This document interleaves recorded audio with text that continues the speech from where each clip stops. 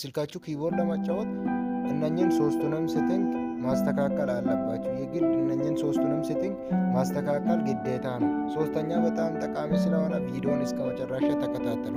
አንደኛ እዚህ ጋር ከዩን ለማስረዘምና ለማሳጠር ከፈለገን የታብ ምልክት እዚህ ጋር አለ። እሱን ጫና አድርገን እንይዛለን። ወደ ላይ ወደ ታች እንደዚህ እናደርጋለን።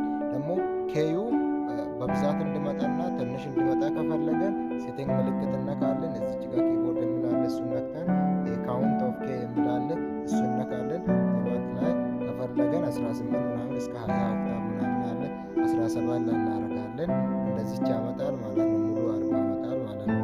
ሶስተኛና ወሳኙ ነገር በአንድ ጣት ስነካ ኮርዱን እንዲቀይር ሜኒው እነካለን። እዚህ ጋር ሜኒው ነክተን ኮርድ ዩዘር ኮርድ የሚላለ እሱን ነካለን። የሴቲንግ ምልክት እነካለን። ሬል ስሪ ፊንገር አለ 1K ሚኒ ዩዘር ኮርድ የሚላለ እሱን ነካለን። በአንድ ጣት ኮድ ይቀይራል ማለት ነው።